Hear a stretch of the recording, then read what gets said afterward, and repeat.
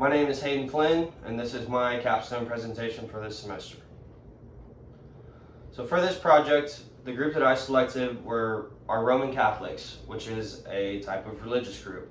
And they're actually one of the most influential religious groups in the world today. Catholics make up about 50% of all Christian churches and make up about 16% of the world population. Now, what makes somebody a Roman Catholic? Well, first of all, Catholicism is one of the three branches of Christianity. The other two are Protestant and Orthodox.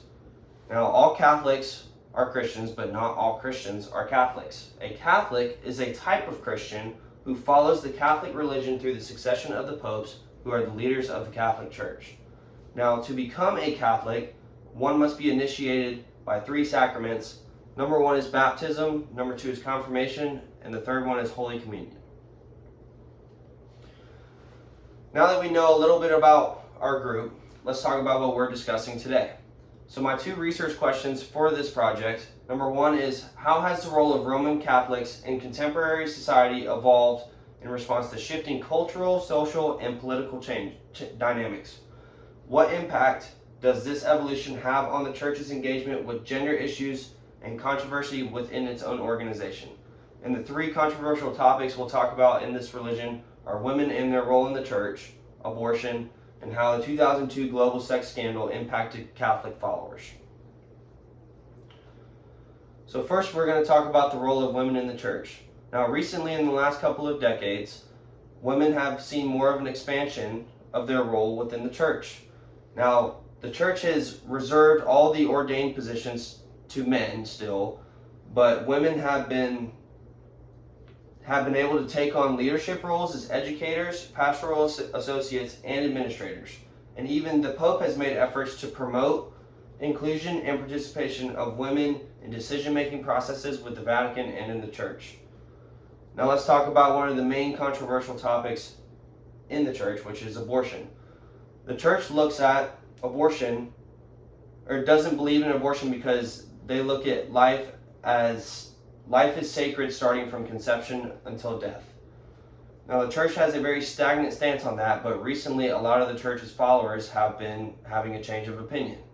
According to a Pew Research survey, only 10% of Catholics believe that abortion should be illegal under any circumstance, with a majority of them believing that it could be acceptable under very few circumstances. Now, it is doubtful that the church will be able to hold their stance on abortion that they have currently with all the changes of opinions, but which led me to my question: how will this growing disparity affect the faith of Catholics in their own church? Now let's talk about the sex scandal of 2002. For those of you who don't know about the sex scandal of 2002, many children and adults who used to go to church have been reporting that a lot of their priests, when they were younger, were molesting them and raping them inside the church. And so after an investigation by the Boston Globe, U.S. bishops adopted the toughest anti-abuse norms in the Catholic Church, which was a one strike and you're out policy that removes any priest from the ministry if he commits a single act of abuse that is admitted or established.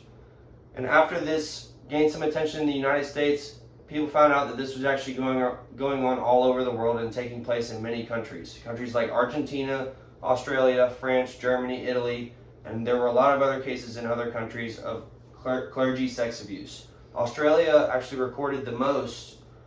The landmark survey found that 4,444 people were abused at more than 1,000 Catholic institutions between the years of 1980 and 2015. It's a pretty big number. Now, after this investigation came out, people began losing faith in their own clergies and in their own priests. Now, although 52% of Catholics still say that religion is very important in their lives, in 2018, only 31% had a high or very high opinion of the honesty and ethical standards of clergy members, according to a Gallup poll.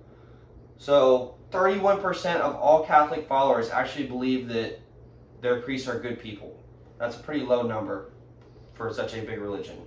Which led me to my next question in my paper: what does this lack of trust in its clergy mean for the future of the Catholic Church?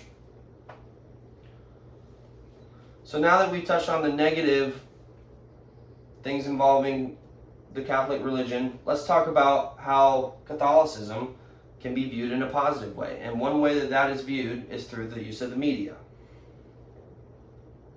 Now, one major influence on the spread and evolution of Roman Catholicism is the use of movies.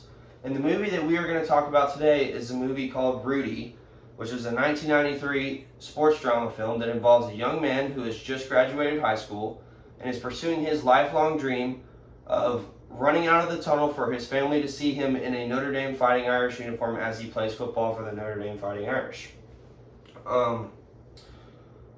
In the movie, Rudy has just graduated high school and doesn't actually get into Notre Dame to start off. He has to enroll at this college called Holy Cross, which is just down the street, and actually has to transfer in to Notre Dame. He struggles with this. It takes him about 2 years or so to be able to do this. And then once he's actually enrolled into Notre Dame, now he has to make the football team and be able to make the 60-man dress list and not just play on the scout team. The scout team are just the players who just get beat up at practice and just sit in the stands and watch their team play. They don't actually get to dress up with the team, and that's Rudy's entire goal throughout the entire film. Now, this movie is not just a sports movie because Rudy is able to achieve his goals through his faith in himself and in God, and he relies and trusts in his mentors and his clergy. His clergy in this movie is Father Kavanaugh, and he goes to Father Kavanaugh a bunch in the first half of this movie, and Rudy actually comes to him saying that nothing's happening for him. He's doing everything that he can do. He's praying all the time. And he's looking for answers from Father Kavanaugh to help him get to where he wants to be. Father Kavanaugh's response is, praying is something we do in our time. The answers will come in God's time. So he's telling Rudy that he needs to just keep doing what he's doing, keep putting forth his full effort in these things, and God will make sure that he gets to where he needs to be. Now, another character that Rudy goes to pretty often as a mentor is the character Fortune. Now, Fortune was a former football player who is now the head groundskeeper at the stadium. And Rudy makes a promise to Fortune that he would get Fortune to see his first game from the stands. And at the end of the movie, there is a big scene with Rudy and Fortune where Rudy is telling Fortune that he's quitting, he's given up on himself. He wanted to run out for his dad, but it's obviously not going to happen. Fortune looks at him and goes, you don't have to prove anything to anybody. The only person you have to prove something to is yourself. You're 5 nothing, you're 100 nothing, you're extremely undersized, and you sat there and hung with the best team in the land for 2 years. You don't have to prove anything else to anybody except for you. He's like, but if you walk away right now, you're going to have the biggest regret of your life. He said that's what he did as a player, and reveals to Rudy that he played, and that not a week goes by where he doesn't regret his decision walking away from football. So there's an underlying message throughout this whole movie that if you put forth your best effort and have faith in yourself, you will get to where you want to be. And that's exactly what happened for him. He never gave up. He kept doing what he needed to do. And at the end of the movie, he was finally able to dress and run out of the tunnel like he wanted. His family was in the stands watching him. And on the final play of the game, he actually goes and sacks the quarterback and gets carried off the field by the other players with a great theme music playing. And it's a very wholesome moment. Now, to conclude, the Roman Catholic Church wants to be viewed as all Catholics are viewed in the movie Rudy. Hardworking people get what they deserve at the end.